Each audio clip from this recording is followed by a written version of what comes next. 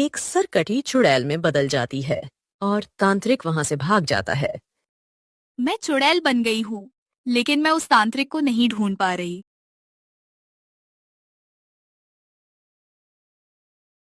रत्नगर गांव में एक तांत्रिक रहा करता था जो कि तंत्र विद्या से बहुत सारी शक्तियों को हासिल करना चाहता था। एक दिन तांत्रिक अमावस्या के घनी अंधेरी रात में मंत्र पढ़ते हुए बोलता है। ओम क्लीम चामुंडाय नमः। ओम क्लीम कालदेव नमः।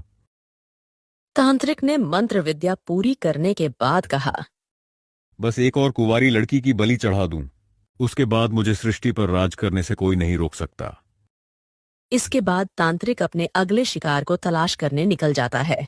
दरअसल तांत्रिक कुछ शक्तियों को हासिल करना चाहता था, जिसके लिए उसे 13 कुंवारी लड़कियों की बलि चढ़ानी थी। उसकी 12 बलि पूरी हो गई थी और वह अपनी 13वीं कन्या की तलाश में था।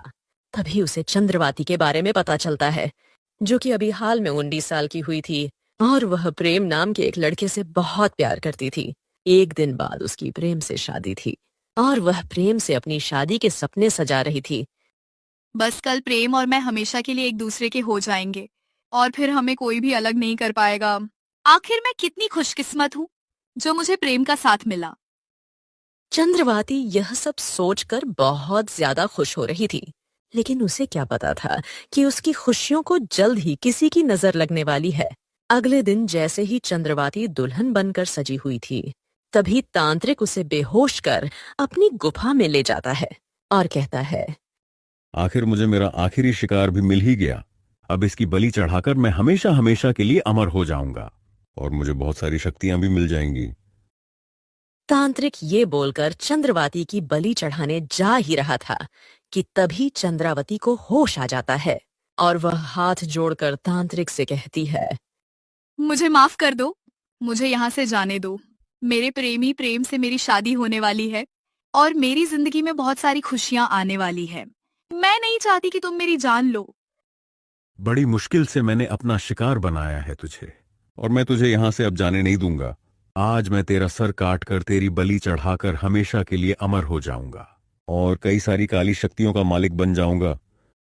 तांत्रिक चंद्रवाती के भीख मांगने पर भी उसकी एक नहीं सुनता और चंद्रवाती अपने हाथ में तलवार उठा लेती है और रोते हुए कहती है, तांत्रिक, तूने मेरी जिंदगी को तबाह कर दिया, लेकिन मैं तुझे भी कभी खुशहाल नहीं रहने दूंगी।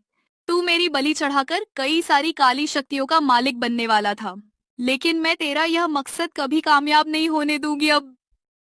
चंद्रवाती यह बोलकर खुद ही अपनी गर्दन को काट लेती है, जिसकी वजह से तांत्रिक की तंत्र विद्या कामयाब नहीं हो पाती और खंडित हो जाती है।